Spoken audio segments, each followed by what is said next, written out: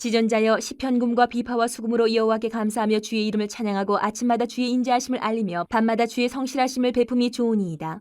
여호와여 주께서 행하신 일로 나를 기쁘게 하셨으니 주의 손이 행하신 일로 말미암아 내가 높이 외치리이다. 여호와여 주께서 행하신 일이 어찌 그리 크신지요. 주의 생각이 매우 깊으시니이다. 어리석은 자도 알지 못하며 무지한 자도 이를 깨닫지 못하나이다. 악인들은 풀같이 자라고 악을 행하는 자들은 다 흥황할지라도 영원히 멸망하리이다. 여호와여 주는 영원토록 지존하시니이다. 여호와여 주의 원수들은 패망하리이다. 정녕 주의 원수들은 패망하리니 죄악을 행하는 자들은 다 흩어지리이다. 그러나 주께서 내 뿔을 들소의 뿔같이 높이셨으며 내게 신선한 기름을 부으셨나이다. 내 원수들이 보응받는 것을 내 눈으로 보며 일어나 나를 치는 해악자들이 보응받는 것을 내 귀로 들었도다. 의인은 종려나무같이 번성하며 레바논의 백향목같이 성장하리로다. 이는 여호와의 집에 심겼음이여 우리 하나님의 뜰 안에서 번성하리로다. 그는 늙어도 여전히 결실하며 진액이 풍족하고 빛이 청청하니 여호와의 정직하심과 나의 바위 되심과 그에게는 불의가 없음이 선포되리로다. 어제 우리가 91편 말씀 계속 이어지는 그 같은 주제의 말씀들입니다. 90편의 모세의 시에서 세상의 불의함 또 여러 가지 이런 모습들을 보면서 막 고백하고 하나님께 간구하는 모습에서 어제 거기에 대한 답을 주셨는데 오늘 또 그 이어지는 같은 사람이 적은 시편이 아님에도 이렇게 묶어놓았어요. 의와 진리를 따르는 사람들, 성도들에게 있어서 이 세상을 살아가면서 보면 세상의 여러 가지 악함들, 부조리함들 그렇게 살아가는 사람이 오히려 더 성공하는 것 같은 이런 모습들 보면 우리는 참 마음이 혼란스럽기도 하고 고통스럽기도 하고 저러면 안 되는데 왜 저렇게 되지? 저거는 아닌 것 같은데 이런 여러 가지 혼란스러운 마음들이 많이 들 때가 있어요. 그리고 그러다 보니까 그런 것들이 반복되면 그런 삶 모습들을 제가 반복해서 보게 되면 의롭게 사는 것이 이게 맞나? 막 회의가 느껴질 때도 있고 실망이 되기도 하고 왜 하나님은 가만히 계시지? 그거는 아닌 것 같은데 악한 사람들이 벌 받아야 되고 잘 되면 안 될 것 같은데 공의의 하나님이라 그러는데 왜 그냥 계시지? 여러 가지 마음들, 복잡한 마음들이 들 때가 있어요. 오늘 본문에서 우리가 봐야 될 것은 이런 세상 가운데서 하나님이 어떻게 통치하고 계신가? 의로우신 하나님의 다스림이 어떠한가? 그것을 우리가 발견하고 우리가 성도 되었기 때문에 하나님의 살아계신 역사하시는 것, 의로우신 섭리를 믿는 그러한 믿음을 우리가 가져야 됩니다. 그래야 이런 부조리한 세상을 보고 실망하지 않고 낙심하지 않고 극복하고 이겨낼 수 있다라는 거죠. 하나님은 이 땅 가운데서 일하고 계십니다. 역사하고 계십니다.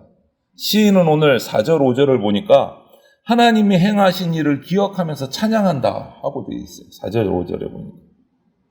여호와여 주께서 행하신 일로 나를 기쁘게 하셨으며 이렇게 찬양을 해요. 주의 손이 행하신 일로 말미암아 내가 높이 외치리이다.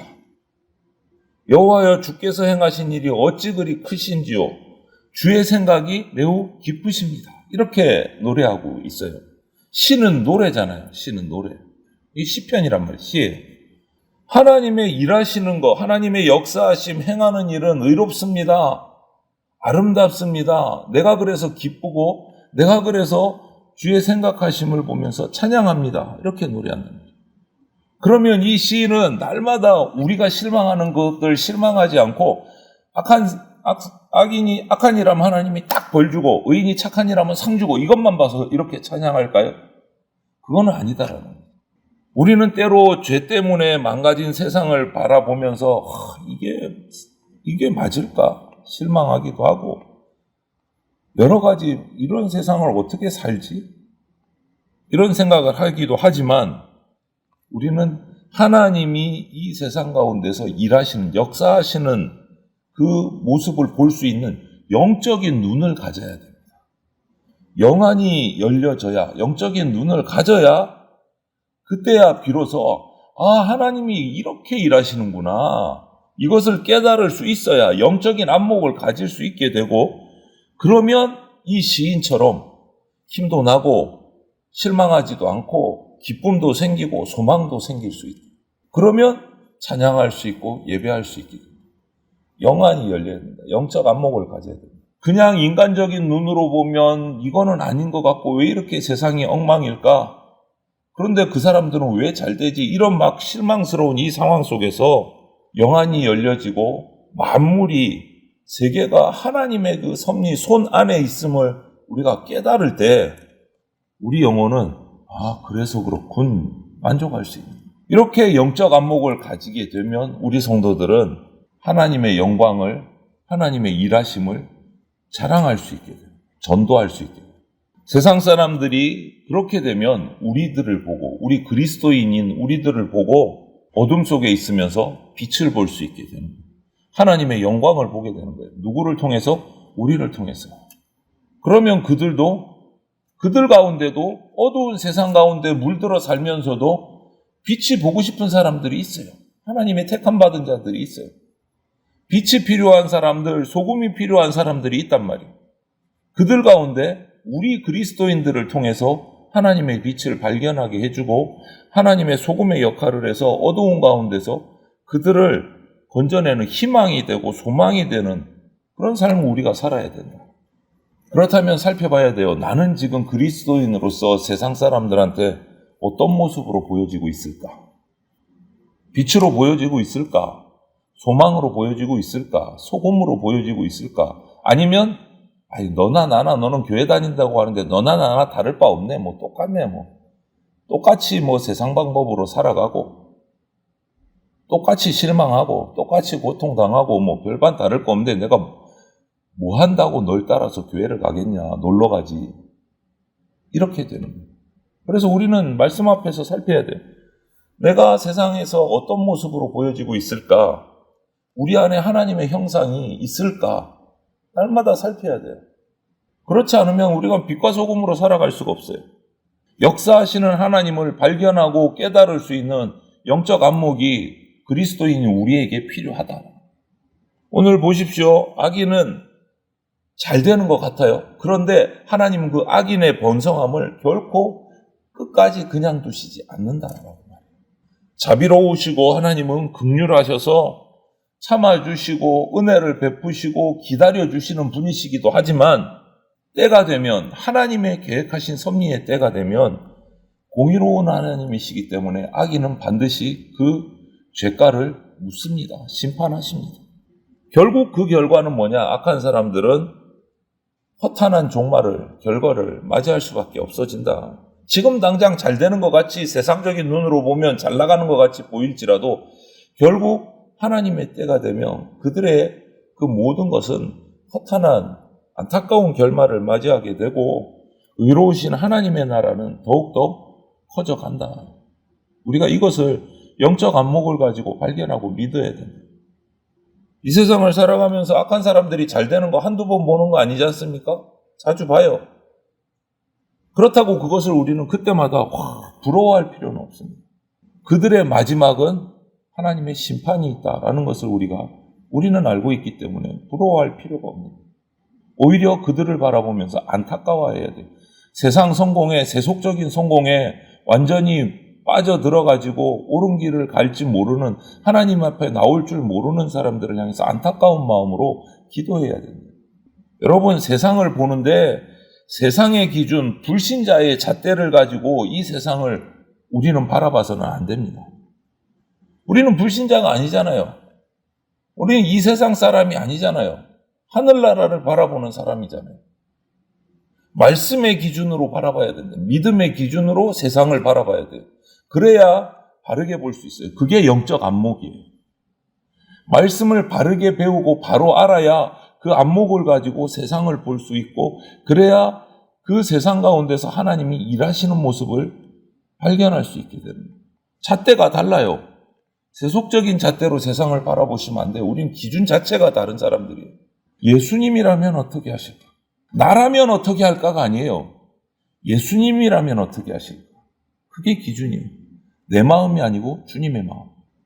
우리의 판단, 우리의 생각 내려놓고 주님의 판단을 기다려야 돼요. 하나님의 판단, 하나님이라면 어떻게 생각하실까? 어떤 것을 선택하실까? 어떻게 바라보실까? 그게 우리 기준이라는 거죠. 하나님의 공의로우심, 하나님의 일하심을 믿고 끝까지 하나님의 일하심을 따라 인내하는 삶을 살아야 우리가 하나님 나라 백성으로 영생을 얻고 영화를 누릴 수 있게 됩니다. 악인의 삶은 반드시 심판이 있다. 그것을 우리가 잊어서는 안 됩니다. 그리고 반대로 하나님의 백성은요, 은혜로 결실을 맛봅니다. 의인도 세상을 살아가면서 고통을 똑같이 받을 때도 있고, 아니, 똑같이가 아니죠. 악인들보다 더 조롱받고 힘들 때가 더 많습니다. 생명의 위협을 당할 때도 있고, 삶이 정말 힘들 때도 있습니다. 하지만 그 이유가 하나님을 섬기기 위해서 그렇다면, 하나님을 따르기 위해서 고통을 받는다면, 세상에서 비록 고난당하고 어렵게 살지라도 오늘 13절에 뭐라고 말합니까? 여호와의 집에 심기운 나무이기 때문에 그 모든 것을 이기고 마침내 번성할 것이다. 약속해 주고 계세요. 하나님의 집들에 심기운 나무이기 때문에 생명의 쇠함이 없이 청청할 것이다. 하나님이 우리에게 주시는 약속이에요. 내가 하나님 때문에 고통당하는 삶을 살고 하나님 때문에 세상에서 변변치 못하게 살아갈 수밖에 없다면 낙심하지 말라는 거예요. 하나님 뜰에 심기운 나무기 때문에 생명이 쇠함이 없다. 결코 죽지 않는다. 청청할 것이다. 세상의 잠깐의 고통과 고난 때문에 영원한 생명에 관한 믿음을 우리가 저버려서는 안 됩니다. 우리는 세상을 바라보고 사는 사람이 아니고 하늘나라를 바라보고 사는 사람입니다. 시야가 틀려요. 바라보는 시선이 다른 사람들이에요.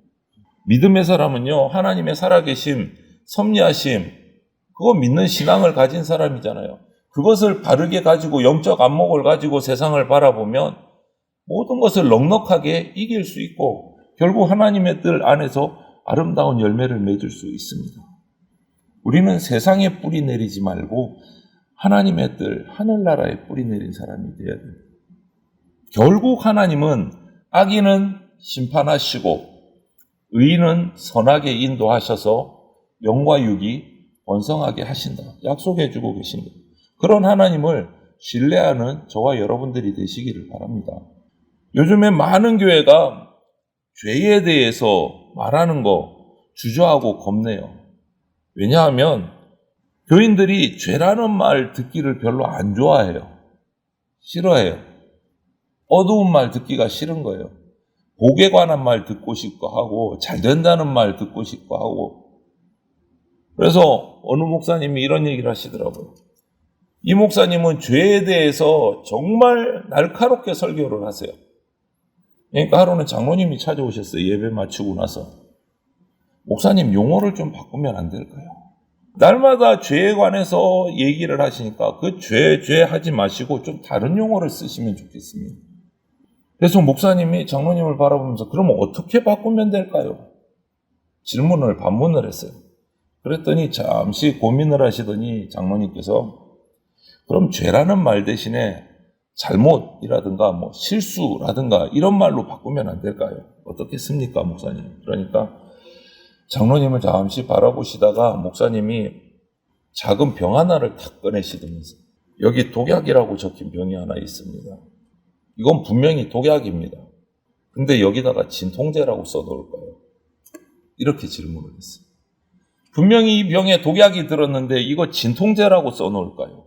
반문을 하셨어요. 아무 말도 못 하셨습니다. 여러분, 우리는요, 당장 저와 여러분부터 죄라는 거 말하는 거 별로 좋아하지 않습니다. 껄끄럽습니다. 힘듭니다. 듣기도 힘들고 말하기도 힘듭니다. 죄에 대해서.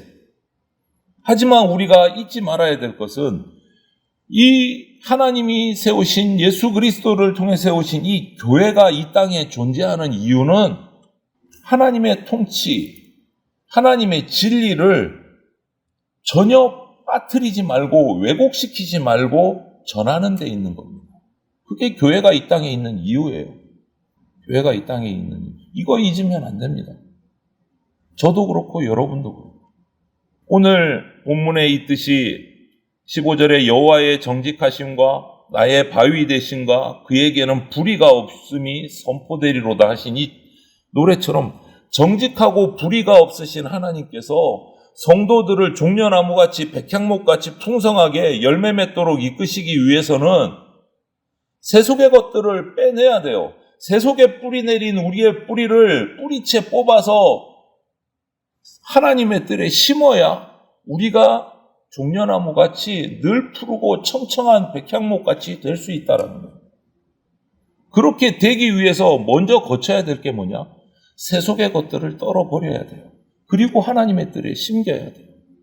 악인들은 화려하게 피었다가 금세 사라지는 풀같이 되겠지만 의인들은 하나님 여호와의 집에 심겨서 항상 싱싱하게, 안전하게, 청청하게 자랄 수 있게 하신다. 오늘 이 시인의 노래 앞에서 우리는 나를 살펴봐야 돼요. 나는 덧없는 그 말라 비틀어져 갈 풀과 같은 인생인가? 아니면 하나님의 뜰 안에 심기운 늘 푸른 나무, 종려나무와 같은 인생인가? 이 시인의 노래 앞에서 살펴야 돼요. 우리는 선택해야 됩니다. 시인에게 하나님의 인자하심, 성실하심은 그냥 머릿속에 있는 얘기가 아니에요. 생각이 아니에요. 실제 경험이었던 거예요. 경험했기 때문에 이렇게 노래하는 거예요, 오늘. 악인의 보응, 의인의 명예회복을 눈으로 보고 귀로 들었기 때문에 악인은 언젠가 때가 되면 흥하고 의인은 지금 고통받지만 결코 흔들리지 않고 하나님을 바라봐야 된다. 나는 그것을 믿는다, 찬양한다. 그렇게 노래하는 거예요. 경험했기 때문에. 하나님이 이 인간 세상 가운데 일하고 계심, 다스리고 계심을 깨달았기 때문에 찬양을 멈출 수가 없어서 이 시도 기록한 거예요. 우리는 이 세상의 모든 주권 하나님께 있고 하나님께서 통치하고 계심을 믿어야 됩니다. 믿음에 주시며 온전케 하시는 예수 그리스도를 바라봐야 돼요. 세상을 바라보면 안 되고 하나님의 의로우심을 기대해야 합니다. 하나님이 이제 정하신 때가 되면 차곡차곡 구원을 완성을 시켜 가실 것입니다. 그리고 그 구원이 완성되는 날 하나님을 사랑하는 우리들을 영원한 안식으로, 완전한 안식으로 인도하실 겁니다. 이러한 하나님의 통치, 다스리심을 알고 인정하는 것이 참 지혜고 참 믿음이에요. 악인은 반드시 멸망하고 의인은 반드시 번성하게 될 것을 믿고 인내하면서 하나님께 시선을 딱 고정해 두고 하나님을 기쁘시게 하는 삶, 하나님의 통치에 순종하는 삶을 살아가셔서 하나님의 뜰에 심기운 그러한 청청한 푸른 나무들의 삶을 살아가시게 되기를 주님의 이름으로 축원을 드립니다. 아멘.